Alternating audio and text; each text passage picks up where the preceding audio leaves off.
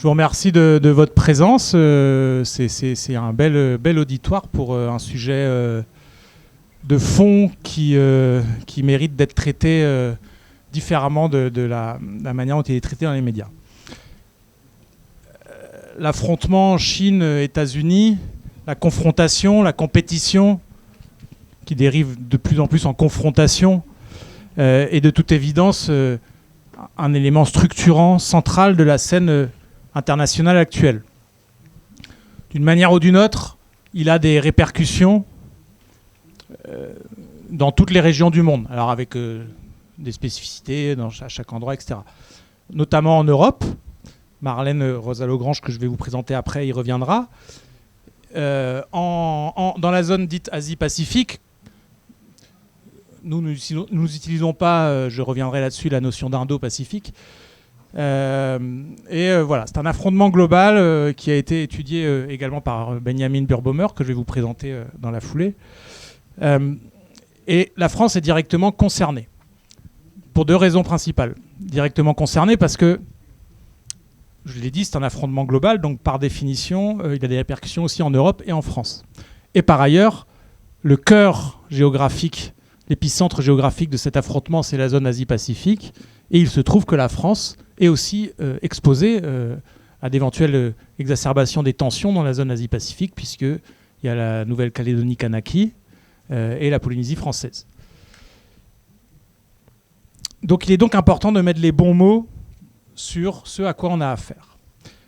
Et la raison pour laquelle nous avons voulu organiser cette conférence avec les invités dont vous comprendrez après pourquoi on a choisi leur profil, c'est qu'il est fondamental de ne pas se tromper sur la signification de cet affrontement.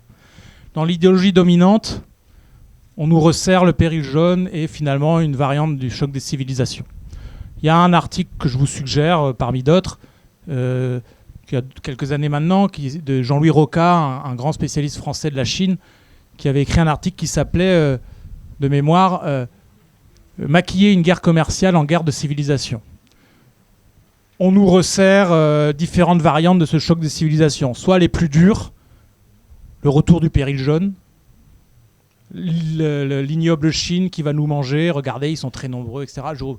Je précise que ça, c'est un retour d'un impensé colonial. La notion de péril jaune a été inventée à la fin du 19e siècle, en Allemagne, à un moment donné où l'Allemagne, qui avait pris du retard sur les conquêtes coloniales, voulait rentrer dans la danse, notamment en allant prendre sa petite part de porc en Chine, où elle avait pris du retard par rapport aux Anglais, aux Français. Donc ils ont inventé un péril jaune pour aller attaquer la Chine. Je le dis parce que c'est des ruses de l'histoire. Voilà. Il y a des versions plus soft de ce choc des civilisations qui vont être proposées par des gens comme Biden, par exemple, qui visent à transformer la question des régimes en question civilisationnelle. Nous serions finalement membres de la grande alliance des démocraties face au régime autoritaire. Certes, la Chine est un régime autoritaire, je ne dirais jamais le contraire, mais il y aurait beaucoup de choses à dire sur la grande alliance des démocraties et les impensés de pourquoi on devrait faire bloc avec les États-Unis dans leur confrontation avec la Chine, etc. Je ne suis pas sûr que ce soit que pour des raisons démocratiques. Je suis même d'ailleurs sûr que ce ne sont pas d'abord pour des raisons démocratiques. La démocratie est donc ici brandie comme un porte-étendard identitaire. La vérité, c'est que la confrontation s'inscrit dans le cadre capitaliste et dans le cadre d'une remise en cause de la version actuelle de la mondialisation capitaliste dominée par les États-Unis. On a affaire désormais à une spirale très inquiétante, puisque au départ, finalement, c'est Benjamin Burbaumer qui reviendra là-dessus, dans les années 70-80, 90, les délocalisations en Chine et l'intégration de la Chine dans la mondialisation néolibérale, qui sera consacrée par son adhésion demandée par les Occidentaux à l'OMC en 2001, pardon. Au départ, ça a d'abord servi à aider les États-Unis à sortir d'une grave crise d'hégémonie des années 70 et à transnationaliser leur capital. Benjamin reviendra dessus. Le problème, c'est que ce faisant, ils ont scié la branche sur laquelle ils étaient assis, puisqu'ils ont alimenté et ils ont permis, alors ce qui est devenu leur principal concurrent, de connaître la plus formidable croissance économique de l'histoire du capitalisme et donc de l'histoire de l'humanité. Et les États-Unis sont à l'heure actuelle un peu coincés et ils traversent ce qu'on peut appeler une crise une une crise d'hégémonie et ils sont pris dans le piège d'une spirale militariste. En gros, ils n'arrivent pas, et comme le rappelait Jean-Luc hier, l'un des principaux conseillers en sécurité de Biden dit il n'y aura pas de solution économique à la compétition avec la Chine. Je vous laisse réfléchir aux implications d'une telle phrase. Donc on reviendra sur tout ça. On est donc face à une situation très dangereuse. Dans un premier temps, je vais donner la parole à Benjamin Burbaumer, qui est, qui est maître de conférences économiste, qui est l'un des rares représentants en France du courant de l'économie politique internationale. En gros, c'est un marxiste qui travaille sur les questions internationales. Mais brillamment, il a notamment écrit ce livre, Chine-États-Unis, la capitalisme contre la mondialisation, que je vous suggère de lire, qui est une des références sur le sujet. Benjamin va retracer un peu les origines et l'actualité de cet affrontement. Et ensuite, dans un deuxième temps, je donnerai la parole à Marlène Rosa-Logrange, qui est une camarade aussi de l'Institut La Boétie, et qui est notamment, elle est donc docteur en relations internationales de Sciences Po et post-doctorant à Oxford, et elle est spécialiste de l'intégration européenne. Que vient faire l'intégration européenne dans cette affaire ? C'est qu'il ne vous aura pas échappé que face à l'affrontement entre les deux grands, etc., dont peut-être soit moi à la fin, soit Benjamin précisera que ce n'est pas un affrontement de type guerre froide, c'est autre chose.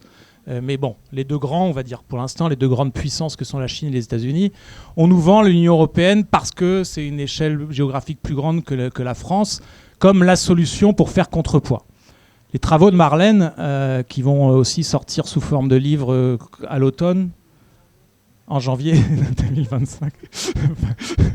Excuse-moi. Une histoire mondiale de la construction européenne. Marlène montre notamment comment non seulement l'Union européenne ne donne pas un surcroît de puissance et de cohérence politique dans le cadre de la mondialisation néolibérale, mais qu'au contraire, elle a même aidé à relancer l'hégémonie des États-Unis et qu'elle ne nous aide pas dans cet affrontement. Enfin, on est devenu une variable d'ajustement, en gros, dans la compétition entre la Chine et les États-Unis, et on n'arrive pas à trouver une voie alternative. Et je conclurai plus rapidement en disant en rappelant les positions de la France dans la zone Asie-Pacifique, quelle stratégie la France essaye de mettre en œuvre et quel est notre avis à nous, la France insoumise, sur ces questions et comment on refuse toute forme d'alignement dans cette compétition susceptible de dériver en guerre entre la Chine et les États-Unis. Je vous remercie, je passe la parole à Benjamin Burbaumer pour une vingtaine de minutes.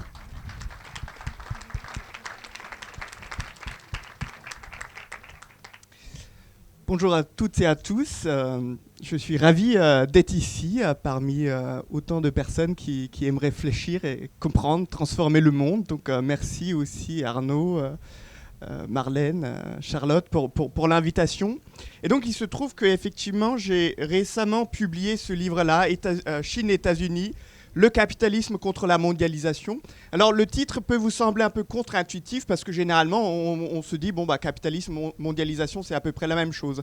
On verra que c'est pas tout à fait la même chose et même qu'en quelque sorte c'est de l'intérieur même que le capitalisme mine le fonctionnement de la mondialisation, ce qui nous amène aux tensions et aux rivalités entre la Chine et les États-Unis à l'échelle mondiale.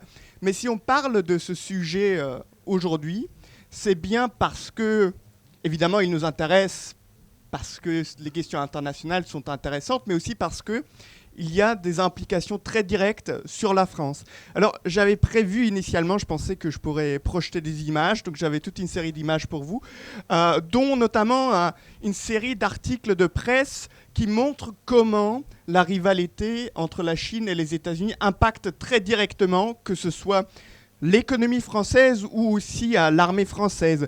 Donc typiquement, voilà les États-Unis avec le Inflation Reduction Act, qui est une réponse à la montée en puissance de la Chine. Eh bien, les États-Unis versent des subventions très généreuses aux entreprises qui souhaitent s'installer ou développer leur activité aux États-Unis. Eh bien, ça a pour contrepartie que certaines entreprises qui avaient des projets d'investissement en France, finalement, ne vont pas les réaliser. De la même manière, moi j'ai trouvé un article de 2023 aussi assez récent C'est un article de Challenge, bon, une fois n'est pas coutume, dont le titre c'est « En pleine opération militaire chinoise, une frégate française navigue dans le détroit de Taïwan ». Bon, on peut se demander ce que fait la frégate française là-bas. En tout cas, voilà, l'armée française aussi, assez vite, se trouve un peu au milieu de ce conflit-là. Alors, ce que je vais faire dans cette intervention, et il ne faudra pas hésiter à m'interrompre quand je parle trop longtemps, c'est un peu de planter le décor, de poser le cadre, donc d'expliquer d'où vient la tension, la rivalité entre la Chine et les États-Unis et quels sont exactement les champs de bataille. Et alors, ça me semble très important d'avoir une approche d'économie politique internationale de la question, parce que ça permet notamment d'éviter un certain nombre d'écueils qu'on entend assez souvent. Alors Arnaud a déjà indiqué le problème d'une lecture pseudo-civilisationnelle du problème. Mais moi, ce que je vois aussi pas mal dans les milieux financiers, mais aussi dans des journaux comme Le Monde, c'est cette idée que jusqu'à il n'y a pas longtemps, la mondialisation, c'était parfait, ça fonctionnait très bien, et tout d'un coup, il y a eu la géopolitique. Tout d'un coup, les dirigeants politiques, ils sont devenus fous, ils ont adopté une lecture supposément géopolitique du monde, et depuis, on a des guerres commerciales, on a des sanctions technologiques, on a une bataille autour des semi-conducteurs, on a une course à l'armement autour en Asie de l'Est, on a toutes ces choses-là qui sont apparues, qui sont tombées du ciel quasiment. Donc c'est un peu ça l'explication, ou si ce n'est pas tombé du ciel, on nous dit non mais c'est parce qu'il y a l'arrivée au pouvoir de Donald Trump. Bon, Donald Trump il est plus au pouvoir et pourtant les tensions continuent. D'autres vont nous dire, d'autres libéraux qui vont nous dire non mais c'est parce qu'il y a aussi l'arrivée au pouvoir d'un président chinois plus agressif, Xi Jinping. Il est arrivé au pouvoir en 2012 et depuis la situation se dégrade. Donc ça c'est des choses qu'on entend assez souvent. Et ce que je montre dans le livre, c'est qu'en réalité, les tensions n'apparaissent pas juste avec des changements politiques, mais c'est des tensions qui sont inscrites dans la structure même du capitalisme mondial. Donc l'idée centrale à la fois de mon livre et de ce que je raconterai par la suite aujourd'hui, c'est ce paradoxe en quelque sorte au sein de la mondialisation même. Donc le paradoxe de la montée en puissance de la Chine, c'est que en devenant capitaliste, la Chine se trouve contrainte de saper le processus même qui a permis son essor, à savoir la mondialisation. Et quand je dis mondialisation, je parle évidemment de la mondialisation réellement existante, c'est-à-dire un processus sous supervision américaine. Donc la Chine est en quelque sorte un produit de la mondialisation, mais elle se trouve aujourd'hui contrainte de remettre en cause cette mondialisation et elle voudrait la remplacer par un ordre, un marché mondial sinocentré. Et une fois qu'on a compris ça, une fois qu'on a compris que la rivalité entre la Chine et les États-Unis est le résultat même du fonctionnement du capitalisme, eh bien on peut se poser la deuxième question, et ça va être mon deuxième grand point que je développerai. On peut se poser la question, mais quels sont les champs de bataille, en quelque sorte, de la rivalité entre la Chine et les États-Unis? Et là, l'argument que je vous soumettrai, c'est que ce n'est pas seulement une bataille pour des parts de marché. Donc la Chine n'essaie pas seulement d'obtenir des parts de marché plus importantes pour les firmes chinoises, et donc au détriment des firmes américaines surtout. Non, la bataille n'est pas seulement une bataille des parts de marché, mais c'est une bataille sur les marchés eux-mêmes. En réalité, ce en quoi consiste la supervision américaine de la mondialisation telle qu'elle existe depuis les années 70, c'est le contrôle américain sur les infrastructures sur lesquelles repose le marché mondial. Donc des infrastructures technologiques, des infrastructures physiques, des infrastructures monétaires, des infrastructures militaires. Et la Chine conteste ces infrastructures et souhaite les remplacer par des infrastructures sous contrôle chinois. Alors là, dans mon PowerPoint, il y avait une image de l'apprenti sorcier de Disney. Bon, vous ne la verrez pas si vous voulez, vous pouvez venir après coup pour regarder les images avec moi. Bref, donc je passe à mon premier point. la crise du capitalisme des années 70 est le fondement de la rivalité sino-américaine. Alors, qu'est-ce que ça veut dire concrètement ? Alors, je ne sais pas à quel point l'économie vous ennuie. Alors, moi, elle me passionne et je vais essayer de transmettre un peu de passion aussi. Enfin, je ne sais pas si je vais y arriver. Mais en tout cas, il me semble quand même fondamental de comprendre qu'il y a, dans les années 60-70, une crise de rentabilité du capitalisme dans les pays les plus avancés, et notamment aux États-Unis. Donc, le taux de profit chute. Bon, j'avais un graphique, vous pouvez à nouveau le regarder tout à l'heure. Et donc le taux de profit chute, et quand le taux de profit chute, eh bien, on a évidemment une crise économique parce que les entreprises n'encaissent pas les profits qu'elles espéraient encaisser. Et en plus, cette crise, finalement, c'est aussi une crise de l'État américain. Parce qu'après tout, l'État est quand même là pour assurer le bon fonctionnement des marchés. Et là, ça ne fonctionne plus. On a une crise avec de l'inflation, avec du chômage. Donc, en réalité, la crise n'est pas seulement économique, c'est une crise de gouvernabilité et qui conduit les dirigeants à Washington dans les années 70 à se dire « Mais ok, notre capitalisme post-guerre, il ne fonctionne plus. Il faut qu'on réorganise tout ça. » Et cette réorganisation, comme on le sait aujourd'hui, qui portera plus tard le nom de la mondialisation, c'est une réorganisation assez radicale du capitalisme, et c'est une réorganisation qui bénéficie notamment aux firmes multinationales et à la finance. Donc c'est ces acteurs-là qui disent à l'État américain, bon, on ne fait plus assez de profit sur les territoires nationaux, mais si on pouvait investir dans le reste du monde, là où il y a des travailleurs pas chers, eh bien, notre taux de profit pourrait augmenter à nouveau et on pourrait calmer aussi un peu la situation domestique aux États-Unis. Donc on a une solution qui paraît, aux yeux des dirigeants à Washington, à la fois radicale et crédible. Il faut construire un marché mondial, il faut construire la mondialisation. Et comme je le montre dans le premier chapitre du livre, eh bien, ce processus de mondialisation, évidemment, il n'est pas maîtrisé de bout en bout par les États-Unis, mais les États-Unis donnent les impulsions et gèrent les crises, donc ils sont là au moment qui compte, de sorte à ce qu'on peut dire que les États-Unis supervisent la mondialisation. Et cette supervision de la mondialisation, bon, c'est d'ouvrir, grosso modo, des pays sous-développés aux capitaux des pays les plus avancés, et notamment aux capitaux américains. Alors, peut-être que vous ne voyez pas encore très bien pourquoi je vous raconte tout ça alors que je suis censé parler de la Chine. Eh bien, c'est parce que la Chine est en quelque sorte la pièce maîtresse de la mondialisation. C'est en Chine qu'il y a le plus grand nombre de travailleurs pas chers, donc c'est ça qui intéresse les multinationales américaines en particulier, donc ils veulent exploiter la main-d'œuvre chinoise. En plus, un des héritages de la révolution de 1949 en Chine, c'est quand même que les travailleurs chinois ont un système de santé relativement performant, donc les travailleurs sont plutôt en bonne santé pour un pays sous-développé, et ils sont plutôt bien éduqués aussi, donc c'est parfait. Des travailleurs qui coûtent pas cher. Donc, les entreprises américaines, les multinationales américaines commencent à investir massivement en Chine. Donc la Chine est en quelque sorte la solution à la crise de profitabilité des sociétés américaines et ça fonctionne plutôt bien dans les années 80-90.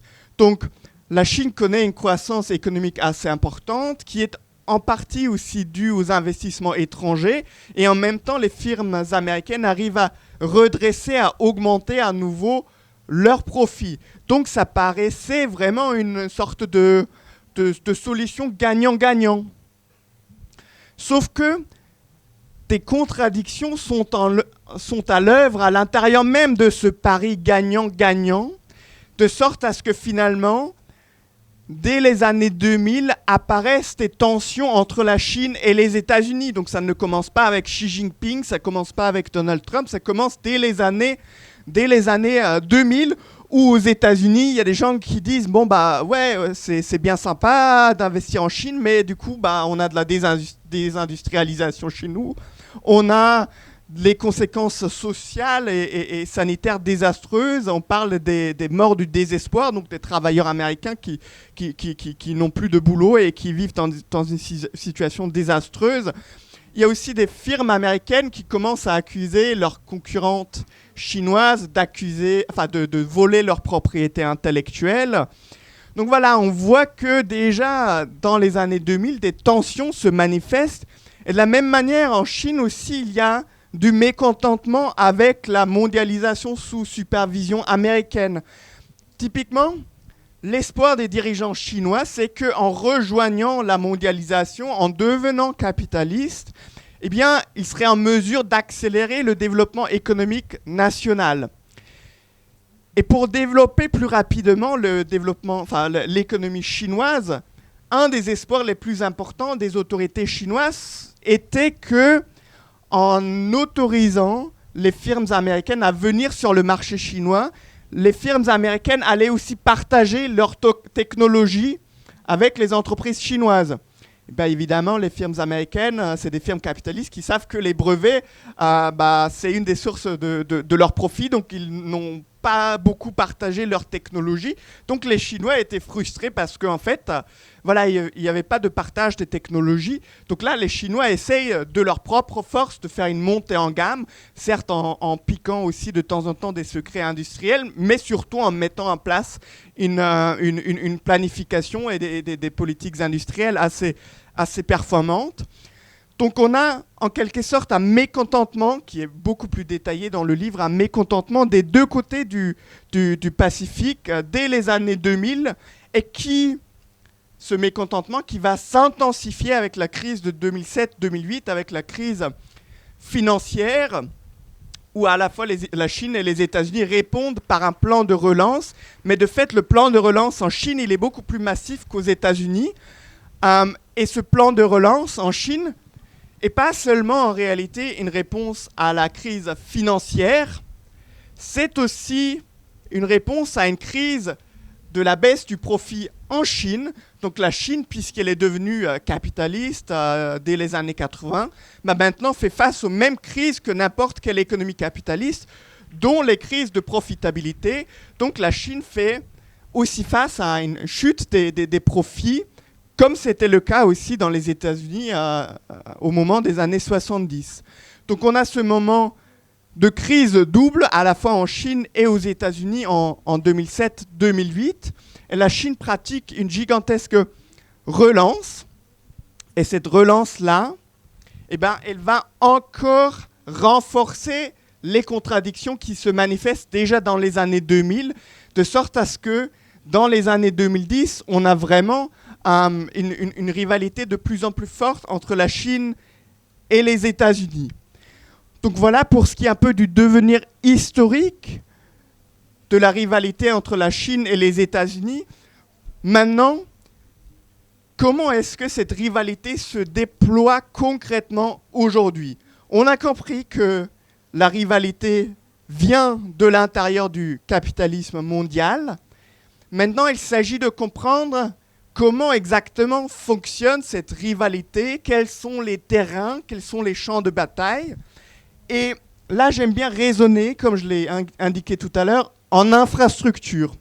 Parce qu'il faut bien comprendre que quand on maîtrise les infrastructures du marché mondial, ce n'est pas seulement une source de profit extraordinaire, mais c'est aussi une source de contrôle politique extraterritorial.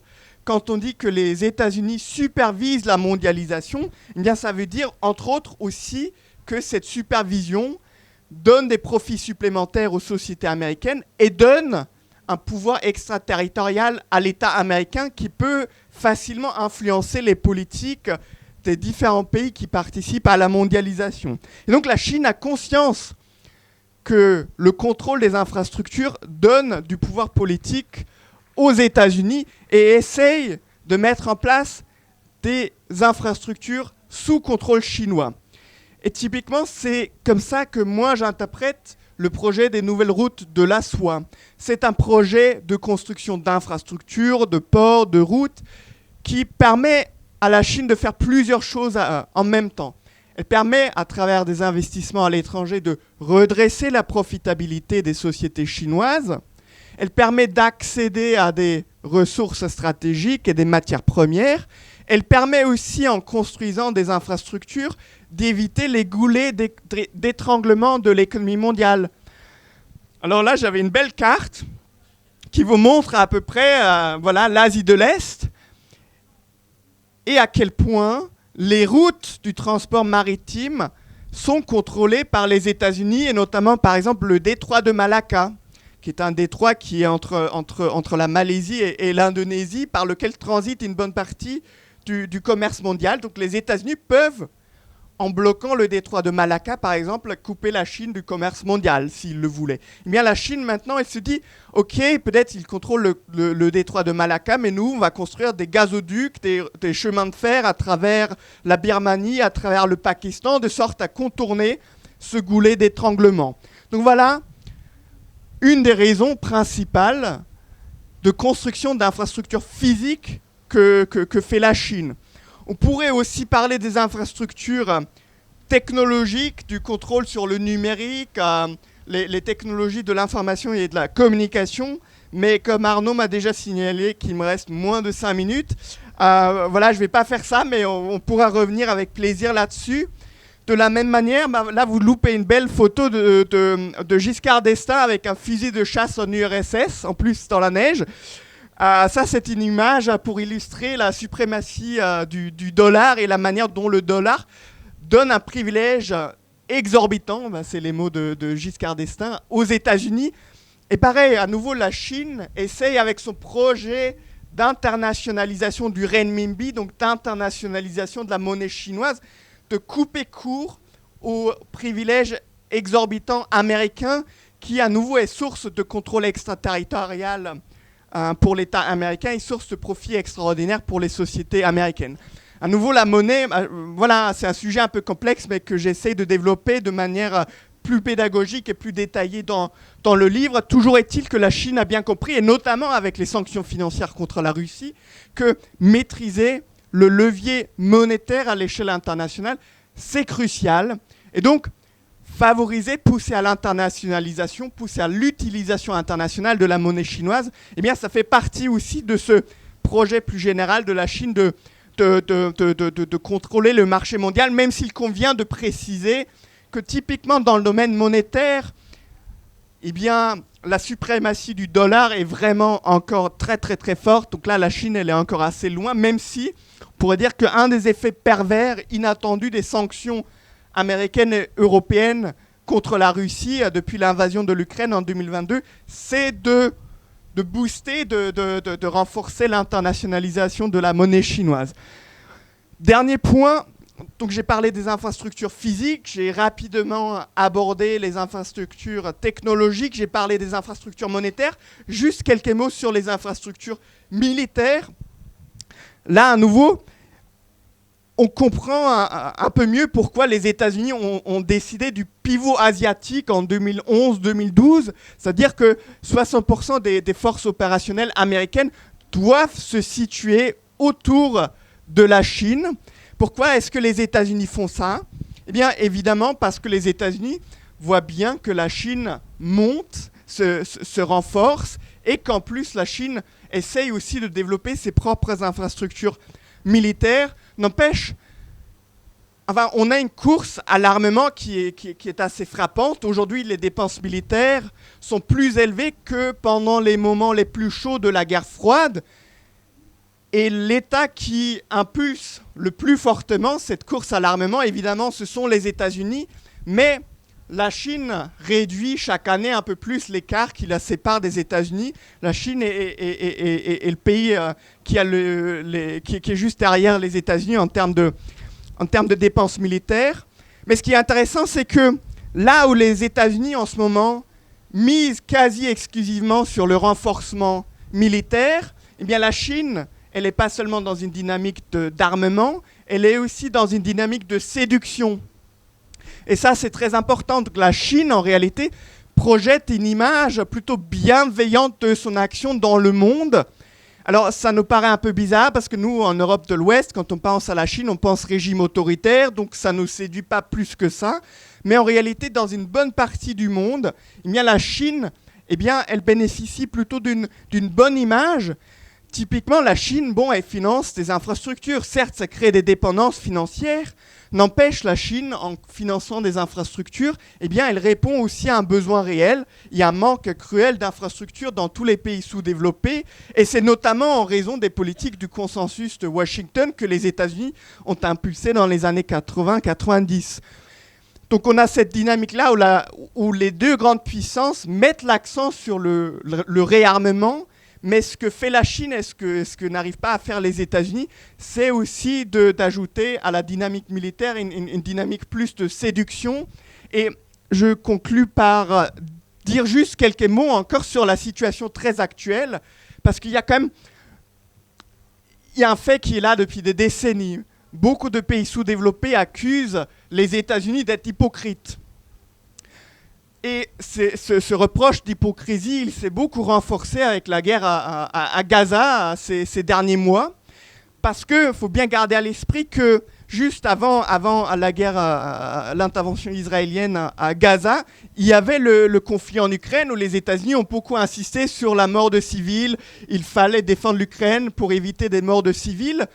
Et là, tout d'un coup, pour Gaza, c'est pas du tout la même rhétorique. Et donc, ça saute aux yeux que là, il y a des doubles standards, qu'il y a une hypocrisie. Et ça, typiquement, c'est quelque chose qui affaiblit encore plus, en quelque sorte, l'hégémonie américaine dans le monde, de sorte à ce que, finalement, là où, du point de vue gramscien, l'hégémonie, c'est la combinaison entre le consentement et la force, la Chine travaille à la fois sur la dimension du consentement et sur la dimension de la force, alors que les États-Unis misent de manière très déséquilibrée uniquement sur la force, sont en quelque sorte dans une fuite en avant militariste.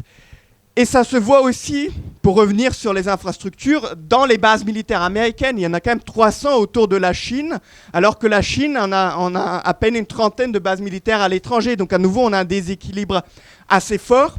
Voilà, donc je termine ce tableau du monde, en quelque sorte, par dire que, d'une part, il faut bien comprendre que les tensions entre la Chine et les États-Unis sont la conséquence directe du fonctionnement du capitalisme à l'échelle mondiale, et que, pour ensuite naviguer un peu politiquement dans la situation actuelle, il faut bien garder à l'esprit que ce qui compte, c'est la construction d'infrastructures, que ce soit technologiques, militaires, physiques, et que c'est là que se situent en quelque sorte les leviers politiques aussi pour faire une politique internationale différente si on le souhaite. Voilà, je vous remercie.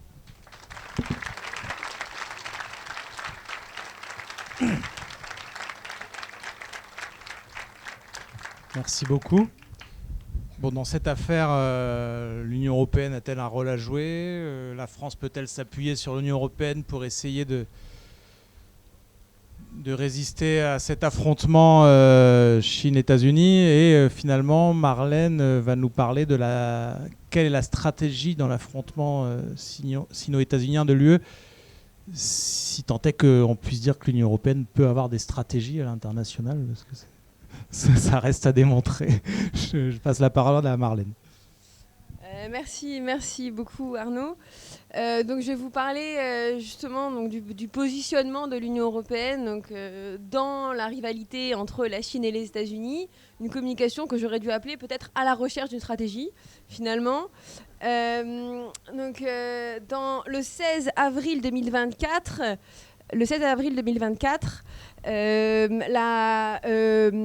Mario Draghi, l'ancien président de la Banque centrale européenne, est chargé donc, de présenter les résultats d'un rapport appelé le rapport Draghi sur un peu l'avenir de l'Union européenne, l'avenir de l'Europe, rapport qui est vraiment inscrit dans cette rivalité entre la Chine et les États-Unis. Et donc je le cite. Il explique que notre organisation, notre processus décisionnel et notre financement ont été conçus dans le monde d'avant. Avant le Covid-19, avant l'Ukraine, avant l'embrasement au Moyen-Orient, avant le retour de la rivalité entre grandes puissances, donc sous-entendu Chine et États-Unis. C'est pourquoi je propose un changement radical. Et donc on va essayer de poser la question de quel changement radical est vraiment possible. Parce que en réalité, l'Union européenne est vraiment totalement dépassée dans cet affrontement. Donc pour donner quelques chiffres, moi aussi j'avais des graphiques que je peux projeter. Ouais, du coup, alors que l'Union européenne avait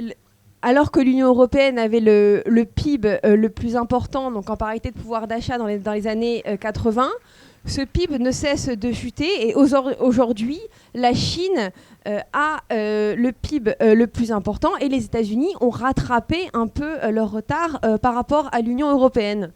De même, en 2019, la Chine a dépensé environ 3 fois plus pour la politique industrielle que l'Allemagne ou la France en termes de pourcentage du PIB.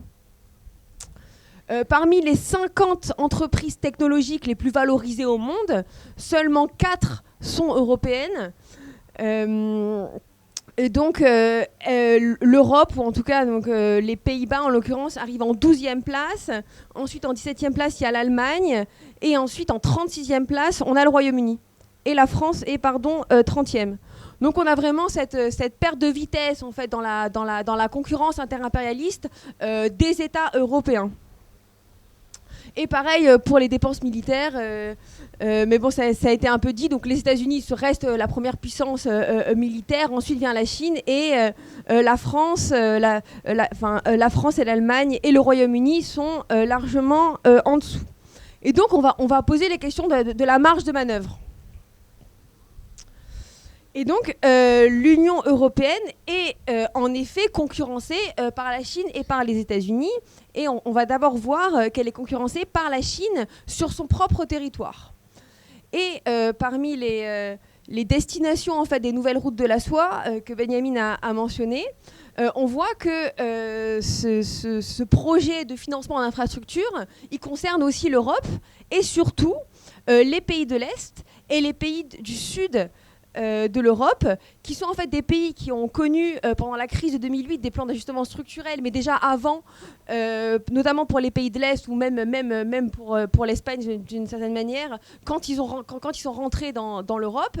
Et donc ces États sont d'une certaine manière un peu contents de voir que la Chine investit dans ces États qui ont subi donc, ces plans d'ajustement structurel. Et pour vous citer encore une fois un chiffre, les entreprises publiques chinoises contrôlent désormais près d'un 10e des capacités portuaires en Europe. Et la Chine concurrence aussi l'Union européenne, ou pour être plus précise, la France, dans ses sphères d'intérêt privilégiées, notamment en Afrique. Par exemple, entre 2000 et 2022, la part de l'Union européenne dans les importations africaines, elle passe de 45% à 29%, donc elle diminue, alors que la part de la Chine, elle passe de 4 à 20%. De même, la Chine s'immisce de plus en plus dans les affaires de l'Europe, notamment en livrant des armes à la Russie, ce qui déplaît fortement.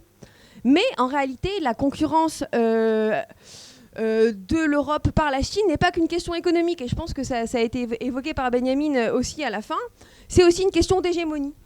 Et là, par exemple, en France, si on regarde, dans les pays africains, si on regarde le classement des universités qui attirent le plus les jeunes africains, donc on voit que la France reste le premier pays, sachant qu'en 2019, il y a eu la réforme qui a augmenté les frais de scolarité pour les étudiants extra-communautaires, donc en fait qui réduit de plus en plus en fait, la possibilité pour les étudiants étrangers, donc extra-européens en tout cas, d'aller étudier en France, alors qu'en Chine, il y a donc la Chine est le deuxième pays qui accueille les étudiants africains parce qu'elle fournit tout simplement des bourses. Donc on a vraiment cette espèce de politique complètement différente entre la France et la Chine pour attirer des étudiants. Et si on parle d'hégémonie, on peut aussi regarder l'opinion publique européenne sur la Chine. Et en regardant donc, l'Eurobaromètre, on remarque que la majorité des personnes interrogées donc, dans les pays de l'Union européenne considèrent la Chine comme un partenaire nécessaire de l'Europe et non pas comme un rival.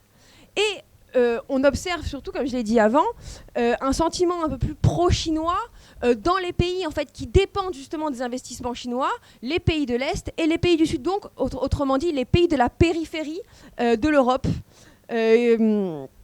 Qui ont subi donc, les plans d'ajustement structurel de l'Union européenne pendant la crise de 2008, mais aussi avant.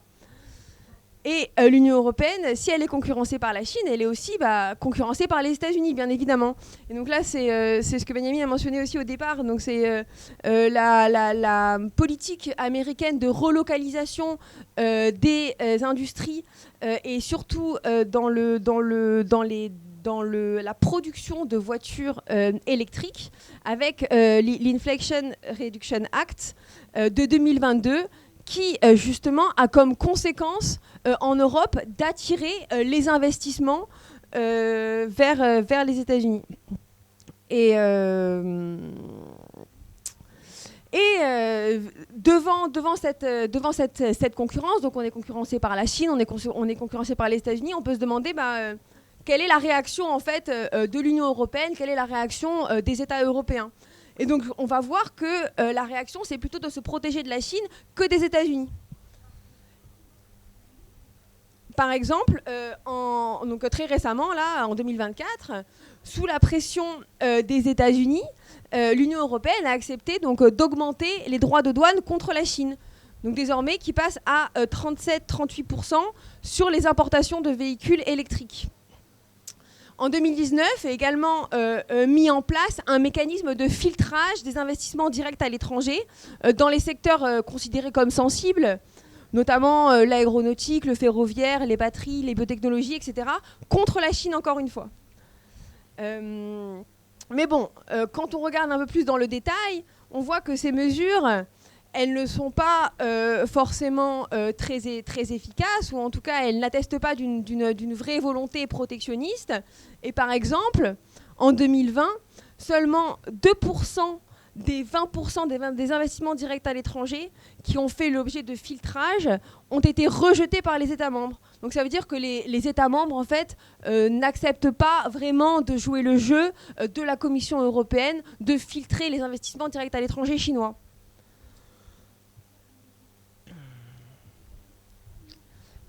Donc si la réaction de l'Union européenne, elle est plutôt contre la Chine, ça veut dire en fait qu'elle est plutôt pro-états-unienne. Et donc par exemple, si on regarde les mesures qui ont été mises en place en réaction à la politique de relocalisation des industries vertes aux États-Unis, on remarque qu'elles sont très très légères, très très limitées. C'est ce qu'on a appelé en 2023 le règlement pour l'industrie zéro net, qui est, pour le dire vite, un assouplissement des aides d'État vis-à-vis de l'industrie, parce que vous savez qu'au sein de l'Union européenne, les aides d'État ne sont pas autorisées, seulement sous certaines conditions. Et donc, dans ce règlement pour l'industrie zéro net, les aides d'État ont été un peu assouplies sur la base de critères écologiques. Mais bon, ça reste très faible parce qu'en réalité, les limites budgétaires, ou autrement dit le carcan en fait, de l'Union européenne à propos des règles de déficit public et de dette, donc autrement dit l'austérité, n'a pas changé. Aussi, donc, le rapport Draghi que j'ai mentionné en introduction n'est pas encore sorti. Mais parmi certaines fuites, on peut voir que la question donc, de l'énergie des Européens, elle passe par un renforcement de la dépendance vis-à-vis des États-Unis, notamment vis-à-vis du gaz états-unien. Et par exemple, en Italie, la consommation de gaz états-unien a été multipliée par 10 depuis 2022. Donc c'est vraiment le choix d'un alignement vis-à-vis sur les États-Unis qui a été fait dans cette rivalité avec la Chine. Et donc, pour aller un peu plus loin, on peut se demander pourquoi est-ce que les réactions de l'Union européenne, elles sont assez légères, assez limitées. Et on peut se poser la question aussi vis-à-vis de la Chine. Pourquoi est-ce que l'Union européenne n'a pas pris des mesures drastiques, par exemple, pour protéger son industrie ? Et c'est parce qu'en fait, certaines entreprises, notamment allemandes, mais aussi françaises, ont des intérêts réels en Chine. Qu'une augmentation des droits de douane, par exemple, pourrait pénaliser. Les entreprises allemandes, donc, elles ont des usines délocalisées en Chine. Par exemple, tout ce qui est dans l'automobile, ou alors elles dépendent de la consommation chinoise. Et donc toute cette économie, en fait, elle serait pénalisée par des mesures protectionnistes. Et donc en France, la France exporte plutôt donc, des biens de luxe, de l'alimentaire, du fromage, etc., du vin. Et donc la France ne souhaite pas non plus être pénalisée en fait par cette politique potentiellement protectionniste de la part de l'Union européenne. Mais surtout, d'un point de vue encore plus fondamental, ce qu'on observe, c'est une intégration extrêmement forte entre les États-Unis, une intégration financière et industrielle entre les États-Unis et l'Union européenne d'un point de vue économique. Et donc là, je vais vous citer quelques chiffres donc qui sont peut-être un peu datés, mais au début des années 2000, la part des actionnaires donc, états-uniens est plus élevée que celle des actionnaires européens dans le capital étranger des entreprises des pays de l'Union européenne.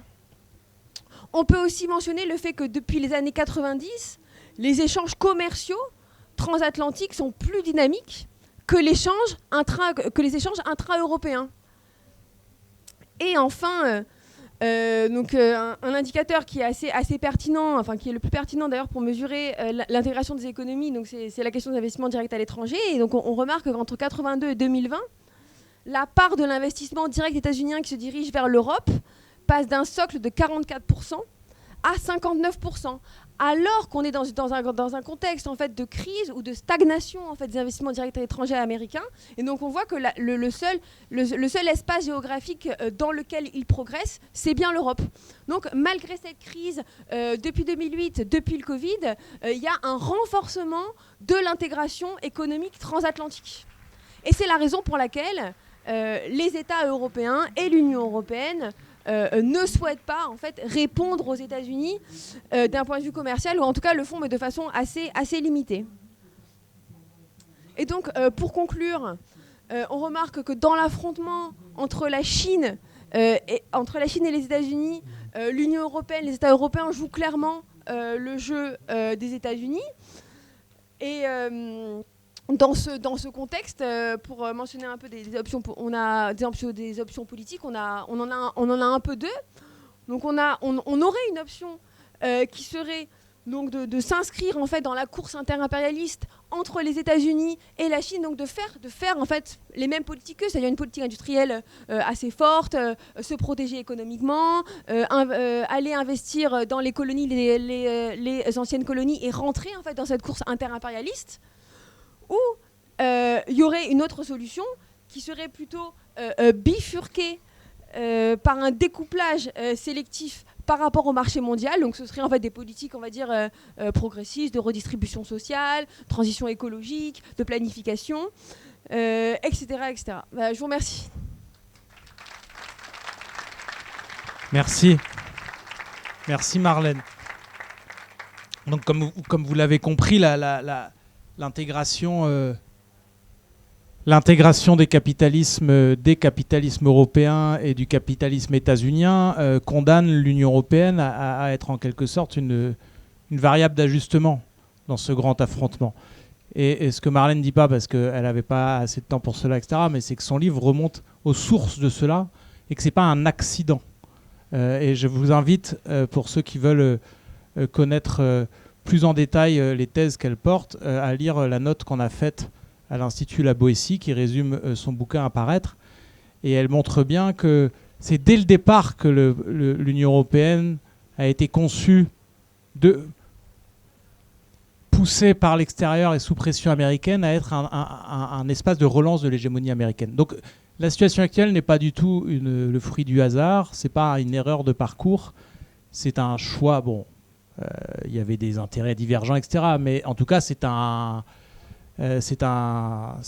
une tendance dominante qui l'a emporté.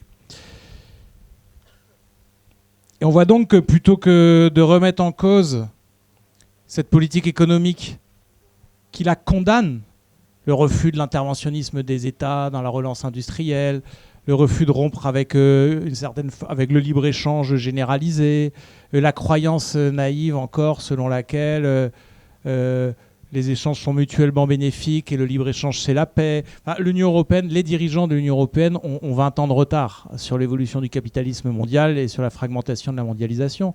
Donc plutôt que de remettre en question cette politique où on se fait piller de toutes parts, parce qu'on insiste beaucoup, et Marlène avait raison de pointer les prises d'actifs stratégiques des Chinois en Europe, mais ça fait beaucoup plus de bruit dans les médias que quand les Américains nous piquent Alstom.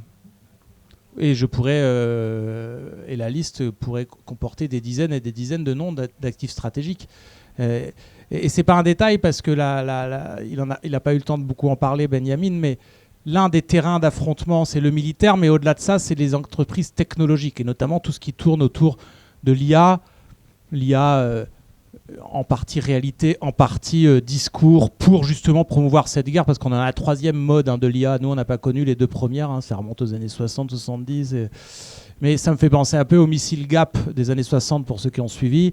Pour relancer la course à l'armement et essayer d'épuiser l'URSS, les États-Unis ont inventé que l'URSS avait beaucoup d'avance en matière de missiles et de militaires. On sait depuis que c'est totalement faux. L'URSS était très solidement armée, mais elle n'était pas du tout en avance, ni technologique, ni quantitative au début. Là, avec l'IA, on a un peu la même chose. Les États-Unis essayent d'embarquer les Chinois dans une course permanente aux investissements massifs dans et avec et là, ça renforce des points de tension. Et je vais venir à l'Asie-Pacifique et à ce que la France peut. C'est que, par exemple, on sait que vous avez tous en parlé des puces électroniques qui sont nécessaires dans tous les matériels de technologie avancée, notamment l'IA et pour le militaire, etc. Et combien de pourcentage de puces sont produits à Taïwan Ouais. En tout cas, Taïwan est le centre mondial névralgique de la production de puces. Et donc, on a affaire à des affrontements qui sont présentés, je l'ai dit tout à l'heure, comme des chocs civilisationnels, des démocraties, qui en fait, non, sont des affrontements au cœur du capitalisme mondial. Donc l'Europe, plutôt que de remettre en cause sa politique, finalement se laisse entraîner dans la fuite en avant des États-Unis, qui sont condamnés en quelque sorte à ce que Benjamin reprend à d'autres auteurs, mais en tout cas tu l'analyses très bien dans ton livre, le piège de l'hégémone. C'est quoi ? C'est-à-dire qu'arrivé à un certain stade, et comme l'a dit le conseiller de Biden que Jean-Luc Mélenchon citait hier, ils n'ont pas de solution économique à la compétition avec la Chine. Donc comme je le disais tout à l'heure, je vous laisse impliquer qu'est-ce qu'une telle phrase suppose. On est dans une situation, dans un moment de l'histoire de la mondialisation qui est unique. On a connu des crises d'hégémonie et des changements de cycle dans le capitalisme mondialisé qui ne datent pas d'hier. Mais jusqu'à présent, ça se faisait un peu différemment. Dans le cas de l'Angleterre, par exemple, qui a été supplantée par les États-Unis comme première puissance dans le cadre de l'économie capitaliste en voie de mondialisation encore à l'époque, mais déjà très mondialisée, ça s'est fait tranquillement parce que c'était, comme tu le dis dans le livre, c'était une évidence. L'Angleterre était sortie tellement affaiblie de la Première Guerre mondiale, avec des dettes énormes contractées auprès des États-Unis notamment, et surtout un affaiblissement militaire. Le passage de relais était devenu comme une évidence, et d'ailleurs les Anglais et les Américains sont restés les deux puissances les plus fortement, en tout cas les principales alliées. Voilà. Dans le cadre actuel, c'est pas eu de ça qui se passe. Le passage justement, il n'est pas consenti. C'est un affrontement, les Chinois veulent prendre la place, pour résumer. Sauf que, pour la première fois dans l'histoire, l'économie mère, l'économie qui est au cœur du capitalisme mondial, qui reste l'économie dominante du capitalisme mondial, voit son hégémonie contestée, sa domination contestée sur le plan économique, mais en revanche, reste de très loin, et pour un moment encore, la première puissance militaire. Et ça, c'est unique dans l'histoire. Donc ça augure d'une nécessité de calmer le jeu et de faire de la diplomatie. Et malheureusement, ce n'est pas du tout ce qui se passe en Asie-Pacifique. En Asie-Pacifique, Benjamin a donné les chiffres, 300 bases US aux alentours de la Chine, etc. Ils ont lancé depuis maintenant une vingtaine d'années, mais ça s'accélère depuis une quinzaine d'années, depuis la crise de 2007-2008 qui a vu la Chine finalement prendre beaucoup plus de responsabilités dans la mondialisation capitaliste, et ça n'a pas plu aux États-Unis. Ils ont développé le concept d'Indo-Pacifique. Chacun y met ce qu'il veut. Pour les Français, l'Indo-Pacifique, ça va de Djibouti à la Polynésie. Pour les Américains, ça va de Los Angeles à l'Inde, etc. En tout cas, c'est l'idée que c'est une zone stratégique qu'il faut contrôler d'abord militairement, parce que, comme l'a rappelé Benjamin, le contrôle de cette zone, c'est aussi le contrôle des principales infrastructures du commerce mondial et donc du capitalisme. que fait la France dans cette affaire. Donc c'est pour ça qu'on voit une explosion des budgets, même si le budget militaire chinois, alors en partie sous-estimé dans les chiffres officiels, mais il reste largement inférieur au budget militaire états-unien, ce qui ne veut pas dire que la Chine n'est pas également une course aux armements, mais également sur le terrain des technologies stratégiques. Et les États-Unis essayent d'embarquer ses alliés traditionnels, et notamment les membres de l'Union européenne, dont je rappelle que quasiment il faut être membre de l'OTAN quasiment pour être membre de l'Union européenne, et que notamment les pays de l'Est, qui sont pris dans une sorte de schizophrénie, parce qu'à la fois ils demandent la protection militaire des États-Unis, mais en même temps ils cherchent en permanence à lier, à avoir des bonnes relations et à être un aboutissement de la route de la soie de la part des Chinois. Et donc il y a une volonté des États-Unis d'embarquer leurs alliés traditionnels dans cette affaire. Et donc ça se marque de plusieurs manières. La principale, c'est la volonté d'élargissement de l'OTAN au Pacifique. Je vous rappelle que l'OTAN est censé protéger l'Atlantique Nord. Depuis le sommet de Madrid en 2022 de l'OTAN, la Chine est officiellement désignée comme une menace stratégique, défi systémique, disent-ils. Et donc, voilà. Alors, il y a des tensions. La France, par exemple, se cherche en permanence. Enfin, le gouvernement français est en partie incohérent, mais il est rentré dans cette logique. Même si Macron, à des moments, s'est distancié un peu, par exemple en refusant que l'OTAN ouvre un bureau officiellement au Japon, qui est pays associé, mais qui n'est pas pays membre, il n'en reste pas moins qu'il n'a rien fait contre l'invitation des Japonais, des Indonésiens, je ne vais pas faire la liste, elle est dans le livre et puis dans d'autres documents, donc je risque de me tromper, mais au sommet de l'OTAN. C'est un signal envoyé aux Chinois. Et en 2021, c'est passé inaperçu en France. La France a participé à la plus grande armada militaire de notre histoire dans l'Asie-Pacifique. On a envoyé le Charles de Gaulle, tout le tralala. On a été félicité par les chancelleries indiennes, japonaises, australiennes, etc., pour avoir fait les bons soldats dans l'Indo-Pacifique. Ils disent, eux, donc nous, on dit dans l'Asie-Pacifique. La question, c'est quels sont nos intérêts à être dans cette histoire ? Parce que ça peut dériver en guerre et nous n'avons aucun intérêt, nous, à rentrer dans une confrontation armée avec la Chine. Voilà, point. Je pourrais revenir plus en détail, si vous le voulez, sur nos positions sur Taïwan. Sur Taïwan, nous sommes alignés sur les traités internationaux, l'ONU, les États-Unis, la France, qui ne reconnaissent pas Taïwan comme indépendante officiellement, etc. Dans le même temps, ces traités ne reconnaissent pas le droit à la Chine de reconquérir sa souveraineté sur Taïwan par la force. Donc, statu quo. Nous n'avons aucun intérêt à aller faire des ronds dans l'eau autour de Taïwan dans une zone surmilitarisée et où ça peut déraper. Si Troisième Guerre mondiale il devait y avoir, elle peut partir de là. C'est l'un des points de tension. Je détaille pas sur l'hypocrisie générale derrière tout ça, parce qu'en vérité, on ne défend pas la démocratie à Taïwan. On défend les puces électroniques, on défend une base dans une zone stratégique proche de la Chine, et on ne fera pas la guerre pour la démocratie à Taïwan. Les Américains ne la feront pas, c'est pas vrai, c'est de la poudre aux yeux. Dans le même temps, la France de Macron a pris une grande claque, vous vous en rappelez, en 2021, dans la foulée de cet exercice militaire, où on a voulu aller vendre des sous-marins aux Australiens, etc., pour être encore les meilleurs élèves de cette stratégie indo-pacifique. Patatras, contrat annulé. Je reviens pas sur la nécessité ou pas de vendre ces sous-marins. Je mets de côté... je constate juste qu'en retour, nos soi-disant grands amis, alliés, américains, anglais, etc., ont saboté le contrat et humilié la France dans toute la région, etc. Donc depuis, il y a une vague velléité de chercher une voie un peu plus médiane, une forme de troisième voie. La France ne serait ni alignée sur les États-Unis, ni évidemment sur la Chine, etc. Tout ça est balbutiant, tout ça n'est porté par aucune forme de stratégie d'action cohérente. Et donc nous disons la chose suivante.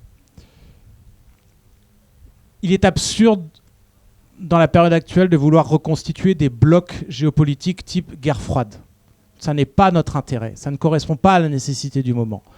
Or, c'est ce que font les Américains et dans la situation actuelle, les Européens et les Américains tendent à resserrer de plus en plus et les Américains ont réussi à recréer un bloc occidentalo-atlantiste comme au temps de la guerre froide. Sauf que le monde entier ne fonctionne plus comme ça. Il n'y a plus de bloc, il y a des alliances fluides.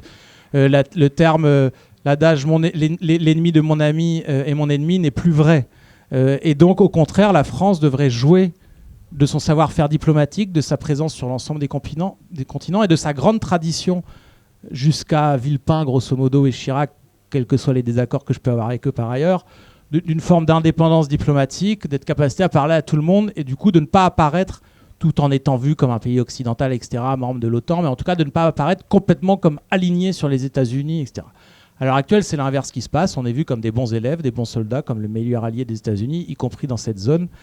Et nous considérons au contraire que la France aurait tout intérêt, en Asie-Pacifique notamment, mais comme ailleurs, à cultiver au contraire une certaine stratégie de non-alignement, à développer des causes communes. Il ne s'agit pas de s'aligner sur les Chinois dans leur menée, y compris aussi dans leur volonté d'expansion de leur capitalisme. Mais en revanche, on peut avoir des causes communes sur le climat, des causes communes sur travailler à une monnaie commune mondiale, qui ne devrait pas être la monnaie chinoise, mais qui ne doit surtout pas être la monnaie, le dollar. Mais parce que tout le monde, tous ces capitalistes, ils savent une chose, c'est que l'hégémonie du dollar s'érode, mais il est encore puissant. Mais un effondrement total et immédiat, ce serait le chaos. Donc on a tous intérêt à une transition douce vers une autre monnaie commune, etc. Je ne vais pas être plus long. On a évidemment un intérêt commun à la paix. Voilà. La France doit être une puissance de médiation et de paix et doit soutenir tous les programmes de l'ONU qui permettent de faire baisser les tensions dans cette zone ultra-militarisée, plutôt d'aller bander les petits muscles, enfin pas les petits, mais les gros muscles avec le porte-avions Charles de Gaulle, etc. dans cette zone, alors qu'à des milliers de kilomètres de l'Hexagone, ou si on était pris dans un conflit majeur là-bas, on subirait des pertes énormes, et ça n'est pas notre intérêt. Voilà. S'il y a des questions plus avant sur tout cela, on va y répondre maintenant.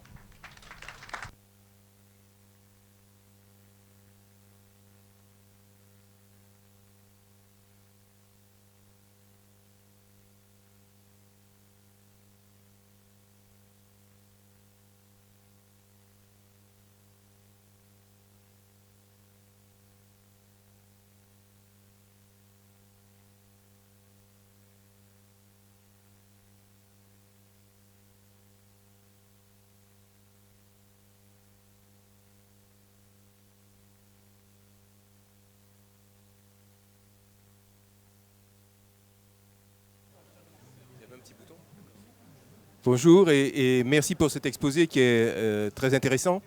Vous avez évoqué tout à l'heure la compétition technologique entre la Chine et les États-Unis.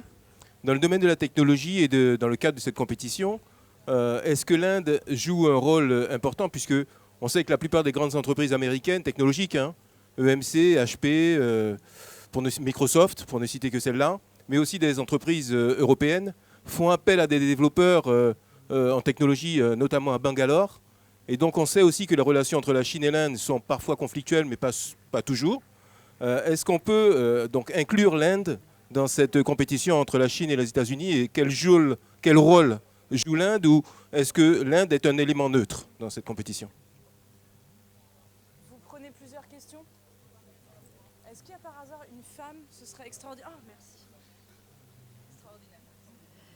Bonjour, merci, c'était extrêmement intéressant. À la toute fin, vous parliez d'une monnaie mondiale qui serait autre que le dollar, mais qui ne devrait pas être la monnaie chinoise. Est-ce que vous pouvez en dire un peu plus là-dessus? Voilà, moi, c'est pas forcément une chose dont j'ai beaucoup entendu parler, avec laquelle je suis très familière, donc c'est quand même une idée assez, de grand bouleversement mondial. Donc, est-ce qu'on peut en savoir plus? Merci.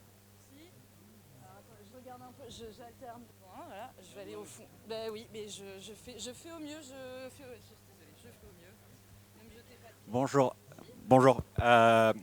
Oui, en fait, Marlène, vous avez fini sur la bifurcation, soit un jeu des impérialismes, soit une bifurcation de l'Europe. Et je voulais savoir si vous pouviez un petit peu élaborer sur cette bifurcation de l'Europe hors du jeu impérialiste. Et une petite question secondaire, est-ce que ça aurait des conséquences en termes de déflation de l'euro? Est-ce que ce ne serait pas un problème dans un monde où, comme vous avez dit, on est très intégré aux États-Unis et à la Chine? Merci. J'en prends encore une, deux. Tu me dis? On va peut-être répondre à 3 par 3. Ok, 3 par 3, ça marche. Les deux premières, c'est moi très rapidement et Benjamin, et la troisième, c'est Marlène. On est d'accord? Sur l'Inde, je parle sous le contrôle de ma principale collaboratrice, qui est une des spécialistes de cette question. Moi, je vais répondre très vite. Non, l'Inde n'est pas neutre.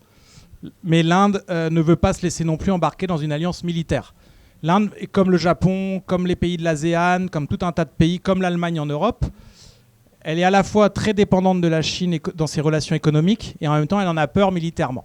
Donc ce qui veut dire que elle fait des manœuvres communes avec les Américains, les Japonais, les Australiens dans le cadre de ce qu'on appelle le Quad, mais ils ne veulent pas d'une formalisation d'une alliance militaire permanente type OTAN, qui serait une provocation vis-à-vis de la Chine, et l'Inde ne veut pas de provocation vis-à-vis de la Chine. Sur la question du fait de savoir si l'Inde, dans la bataille sur les technologies, de la haute technologie et l'IA, est un concurrent, ou en tout cas est une variable dans Chine-États-Unis, moi je ne le dirais pas. Elle peut être une variable sur les chaînes de valeur de l'IA, parce qu'il y a beaucoup de petites mains en Inde qui produisent et tout. Par contre, sur la très très très haute technologie, à ma connaissance, mais je vais laisser Benjamin développer, l'Inde n'est pas du tout au niveau de ce qu'on fait en Chine ou aux États-Unis en termes d'IA, etc. Par contre, en effet, les travailleurs indiens peuvent être des voilà. On sait très bien que, par exemple, sur tout ce qui concerne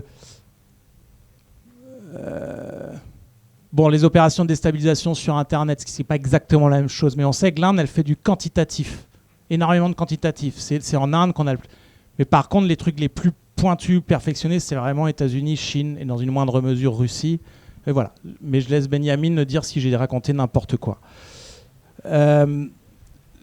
Sur la monnaie commune, moi je suis pas du tout spécialiste, donc Benjamin va développer, mais j'ai juste en tête le rêve de Keynes qui n'a jamais eu lieu, c'est le Bancor. C'est le projet initial à Bretton Woods qui aurait changé la face du monde, hein, disons-le clairement. C'était pas que ce soit le dollar la première monnaie mondiale de fait. C'est pas une monnaie mondiale de droit, c'est une monnaie mondiale de fait. Normalement, il y avait une monnaie mondiale qui était juste un regroupement de paniers de monnaie nationale et qui était une vraie monnaie mondiale. Elle appartenait à personne. Bon, pour des raisons géopolitiques, de capitalisme, etc. aux États-Unis, ça n'a pas marché, mais en tout cas, c'est le vieux rêve de Keynes. Et c'est peut-être une utopie, mais quiconque a une meilleure solution nous la propose. Passe à boire mal.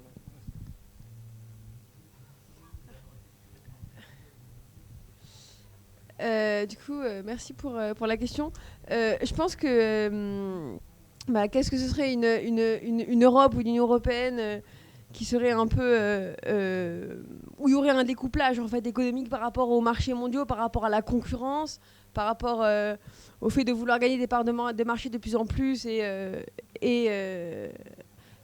attacher à cela une politique étrangère de défense qui serait là pour défendre les intérêts européens les intérêts des États européens dans ces colonies, ce serait justement une Europe basée sur une redistribution sociale, des politiques écologiques. Et est-ce que ça poserait un problème par rapport à l'euro ? Je pense que le fait justement de sortir de cette concurrence, en fait, ça fait qu'on ne se pose plus cette question en fait de la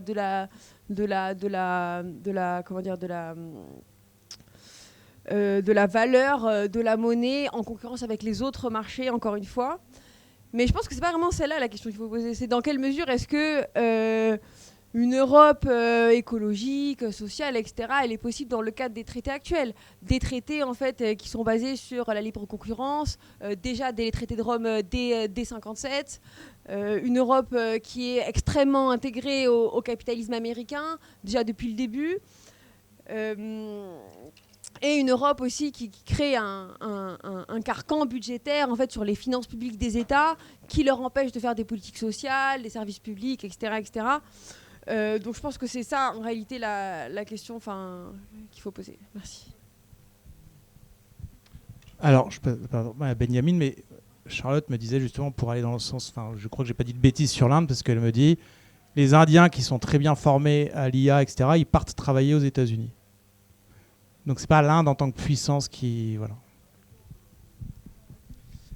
Oui, j'irai un peu dans le même sens, c'est-à-dire qu'on a plusieurs indicateurs économiques qui permettent de vérifier effectivement à quel point un pays donné joue un rôle important du point de vue technologique. Donc on peut par exemple regarder les dépôts des familles de brevets dans les technologies de l'information et de la communication. Et là, la Chine, elle est numéro 1 maintenant depuis quelques années, suivie par les États-Unis. Ensuite, on a l'Union européenne et aussi dans une moindre mesure la Corée du Sud. Donc sur ce plan-là, typiquement, je ne vois pas une place importante en Inde, ce qui ne signifie pas qu'elle ne joue pas un rôle dans, typiquement, la production, par exemple, de semi-conducteurs, mais c'est un rôle subordonné, c'est-à-dire que l'Inde remplit, si elle remplit des tâches, plutôt des tâches de basse valeur ajoutée, plutôt les choses, en quelque sorte, les moins sophistiquées, donc les plus éloignées de la frontière technologique, et on pourra multiplier les indicateurs comme ça. Dans le livre, il y en a plusieurs aussi. Donc, de ce point de vue-là, il ne me semble pas que l'Inde joue un rôle particulièrement important dans la compétition technologique. Ensuite, sur la question de la monnaie mondiale, il y a une chose, alors la monnaie, normalement, les gens s'endorment quand j'en parle, et c'est vrai que c'est un peu pénible. Mais en réalité, il se joue là des choses quand même assez importantes. Pas ici, oui, justement. Justement, tout à l'heure, j'ai assisté à une séance sur la dette, et il y avait beaucoup de gens qui discutaient bien. Donc effectivement, il y a un intérêt soutenu ici. Je vous donne juste quelques exemples, un peu sur la manière dont le dollar favorise et les entreprises américaines et l'État américain. Par exemple, puisque le dollar est la monnaie la plus importante, la plus utilisée dans le monde, eh bien, il y a plein de pays qui obtiennent des dollars en faisant du commerce avec les États-Unis, parce que les États-Unis payent toujours leurs importations en leur propre monnaie. Donc il y a plein de pays qui ont des dollars et qui ne savent pas très bien ce qu'ils pourraient en faire. Ils pourraient décider d'acheter des marchandises américaines, mais comme les États-Unis ont un déficit commercial avec le reste du monde, eh bien, ils n'achètent jamais autant que les États-Unis leur achètent. Donc il y a plein de pays dans le monde qui ont des dollars. Ils ne savent pas quoi faire avec ces dollars.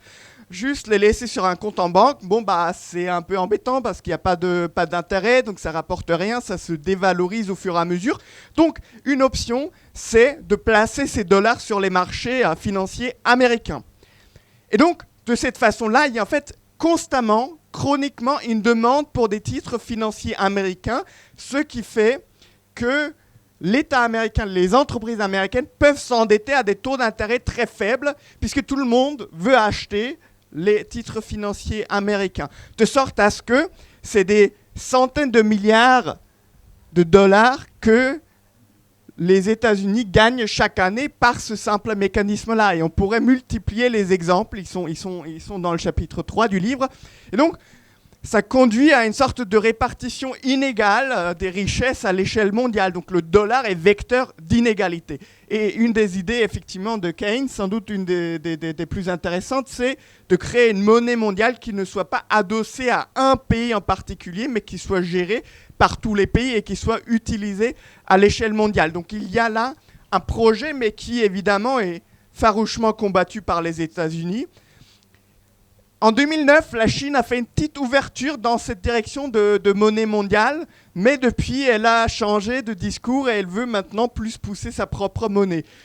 Parfois, on entend aussi que les BRICS veulent mettre en place une nouvelle monnaie, mais en réalité, tout ça n'est pas très abouti et je pense qu'il faut beaucoup de volonté politique pour le faire, mais ce serait effectivement un mécanisme d'équilibrage un peu des inégalités dans le monde. Et juste un dernier mot aussi sur les deux options devant lesquelles l'Union européenne se trouve. Donc il y a effectivement d'un côté faire la même chose que ce que font la Chine et les États-Unis, c'est-à-dire une politique industrielle plus importante, mais aussi des dépenses d'armement beaucoup plus importantes. C'est en quelque sorte la solution impérialiste. Et à côté de ça, il y a une solution planifiée, internationaliste, qui consiste à opérer un découplage sélectif par rapport à la mondialisation. Et il me semble que le moment actuel, il est intéressant parce qu'on se rend compte que la mondialisation, c'est pas le doux commerce, c'est pas la mondialisation heureuse, c'est au contraire un moment de cristallisation de conflits. Et donc, c'est peut-être un moment maintenant de se réinterroger un peu sur cette mondialisation et de défaire un certain nombre d'éléments, à la fois pour des raisons écologiques et des raisons sociales. Et donc, ce serait en quelque sorte le prolongement d'une planification écologique à l'échelle de la France. Ça pourrait être aussi un découplage sélectif par rapport au reste du monde.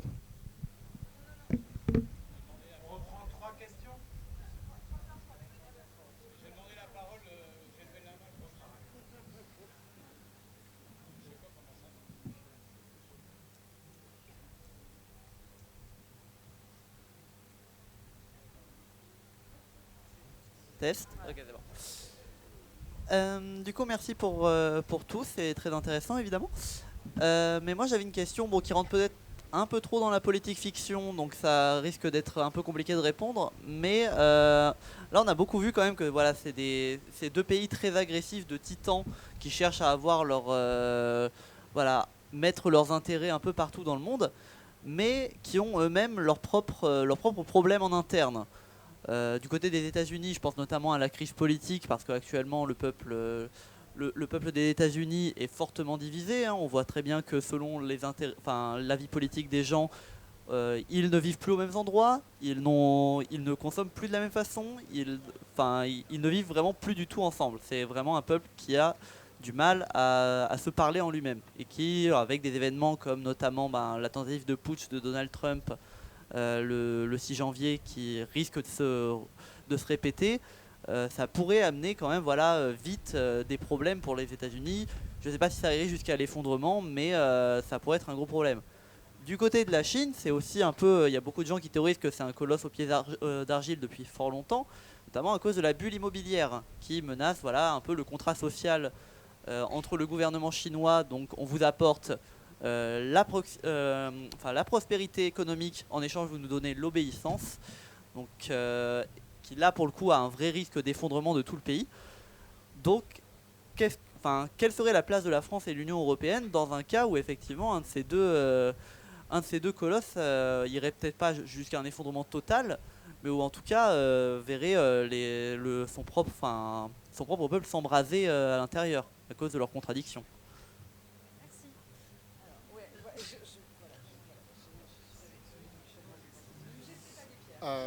Merci pour votre exposé. Je me demandais juste après celui-ci, quel était... On n'entend pas ? Il faut que je colle vraiment. Merci pour votre exposé. En fait, je me demandais vraiment, suite à celui-ci, comment... est-ce que c'était vraiment conscientisé au niveau des gouvernements américains et chinois qu'est-ce qu'ils attendent de l'Union européenne et des gouvernements européens ? Et est-ce que pour eux, on n'est rien de plus qu'un terrain de jeu économique où assurer sa domination parmi d'autres à l'échelle du monde, ou est-ce que, beaucoup plus grave, ils pourraient attendre de nos gouvernements, en cas d'affrontement direct, une participation armée qui pourrait expliquer effectivement la présence de notre flotte dans le détroit de Taïwan, et aussi, question subsidiaire, à quel point en fait, ces gouvernements seraient prêts à aller jusque-là, que ce soit une guerre par proxy entre Américains et Chinois, ou directement un conflit au niveau de Taïwan. Est-ce que c'est quelque chose auquel...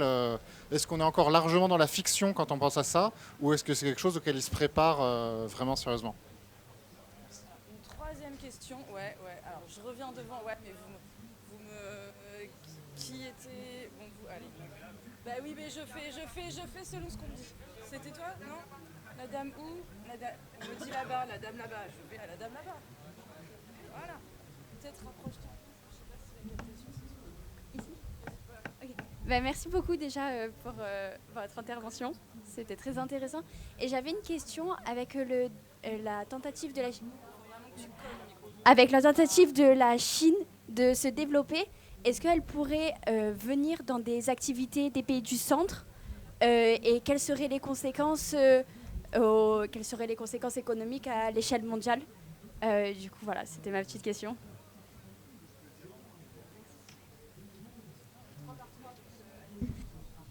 On aura sûrement peut-être le temps de reprendre deux petites questions derrière. Moi, je suis désolé, je m'excuse par avance, je partirai à 15h00 quoi qu'il arrive, parce qu'on doit accompagner les délégations étrangères à l'entretien Lucie Castet.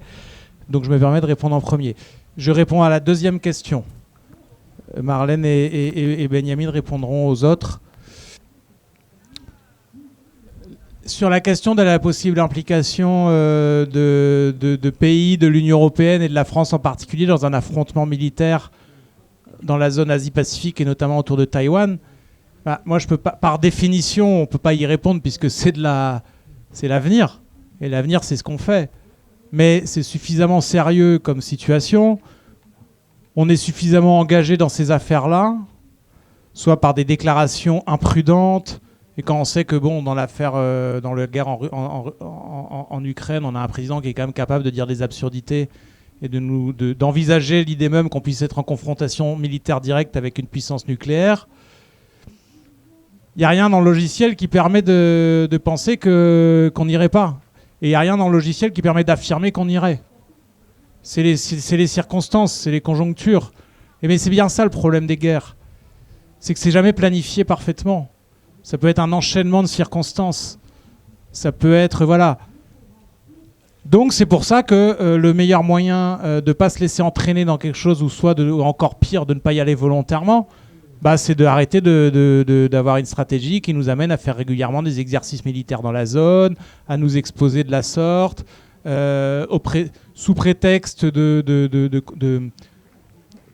sous prétexte de rendre possible la liberté de circulation dans les détroits. Mais la vérité, c'est que la liberté de circulation dans les détroits, les Chinois ne l'ont jamais empêché. Ce seraient eux les premières victimes de l'interruption de liberté de circulation dans les détroits. Ils pourraient plus exporter l'immense majorité de leur production industrielle. Et voilà. Donc, pour le dire autrement, imaginez une situation où une flotte européenne quelconque ou française se retrouve à faire ces petites zones régulières, ces petites rondes régulières en mer de Chine, au lieu de rester défendre notre territoire en Polynésie, jusqu'à preuve du contraire en Kanaki, Nouvelle-Calédonie. Je ne vais pas plus loin sur la situation, vous la connaissez, vous connaissez nos positions. Et puis il y a un incident. Il n'y a pas de déclaration de guerre, il y a un incident, un missile qui tombe, machin, un truc. Qu'est-ce qui se passe après? C'est comme ça que ça peut partir des guerres, c'est l'engrenage derrière. 14-18, c'est pas parti au départ d'un truc je déclare, c'est parti d'un engrenage, etc. Donc il ne faut pas être membre d'une alliance militaire face à la Chine. Point. C'est le meilleur moyen d'être sûr de ne pas être engagé là-dedans. Alors sur la première question, derrière, sur potentielle bulle immobilière en Chine et effondrement, conséquences des effondrements d'un des deux colosses, mais ce que je trouve assez frappant, c'est qu'en réalité, quand il y a des crises dans les pays les plus puissants, généralement les conséquences sont surtout payées par d'autres pays, Donc ils arrivent assez facilement à externaliser en quelque sorte les coûts des crises qu'ils génèrent. Donc ça, c'est un peu le premier point, c'est que de ce point de vue-là, je pense pas qu'ils s'effondreront de l'intérieur parce qu'ils arrivent à externaliser. Et d'ailleurs, puisqu'on parle beaucoup de bulle immobilière en Chine, pour l'instant, dans les 20 dernières années, la bulle immobilière, elle a eu lieu aux États-Unis, elle a eu lieu en Europe. Et il y a quand même une raison à ça, c'est que le secteur financier, notamment dans son volet le plus spéculatif, il est beaucoup plus développé aux États-Unis et en Europe qu'en Chine. En plus, s'ajoute à ça un système bancaire largement public en Chine et donc un contrôle public sur les transactions financières. Donc de ce point de vue-là, il me semble que la Chine est mieux armée en quelque sorte pour démanteler un surdéveloppement immobilier qui est assez net. Mais je pense que la Chine se débrouille un peu mieux que les États-Unis en 2007, par exemple. Mais voilà. L'effondrement, je pense pas trop qu'il arrive et puis ça sera coûteux pour les autres. Ensuite, pour les attentes vis-à-vis... Ah non, attendez. Oui, donc la Chine, la personne là derrière. Alors, eh bien, c'est un fait que la Chine, depuis 2006 au moins, a réalisé une montée en gamme technologique vraiment extraordinaire. Et quand on sait un peu comment fonctionnent les chaînes globales de valeur, eh bien, on sait que une des sources principales des profits des sociétés multinationales, c'est leur contrôle monopolistique sur les technologies. Et c'est justement pour cette raison que la montée en gamme de la Chine inquiète beaucoup les sociétés américaines et dans une moindre mesure aussi européennes, parce que là, les sociétés chinoises concurrencent directement un avantage stratégique dont bénéficiaient jusqu'à présent seulement les sociétés multinationales occidentales. C'est la raison pour laquelle aussi on parle beaucoup depuis, en tout cas en début d'année, on a beaucoup entendu parler de la surproduction chinoise. En réalité, la Chine est en surproduction depuis au moins 20 ans. Ça n'a jamais dérangé aucun capitaliste en France jusqu'à aujourd'hui. Et ce qui est différent aujourd'hui, c'est que la Chine, maintenant, elle n'est pas juste un fournisseur de biens de consommation de bas de gamme. Maintenant, la Chine est à la pointe des technologies dans un certain nombre de domaines et donc grignote de plus en plus les profits des grandes sociétés américaines et européennes. Donc, elle est en quelque sorte directement présente sur le terrain le plus profitable des segments de l'économie mondiale et donc ça embête évidemment les multinationales européennes et américaines. On va devoir, mais vous pouvez, je ne sais pas si Marlène et Benjamin, vous êtes toujours disponibles pour échanger informellement. Voilà, donc si vous avez des questions, vous pouvez toujours de manière informelle les voir avec nos deux intervenants, que je remercie vraiment pour la qualité de leurs interventions. Je veux dire, c'est pas partout qu'on a sur un sujet aussi aride et aussi maltraité et aussi caricaturé dans l'idéologie dominante, qu'on arrive à avoir des intervenants qui prennent du recul comme ça et qui n'ont pas peur du qu'en dira-t-on et de se faire traiter de suppôt de Xi Jinping ou quoi que ce soit, parce qu'on n'est pas sur la ligne de la grande alliance du bien face à la Chine. Je vous remercie de votre attention et à très vite.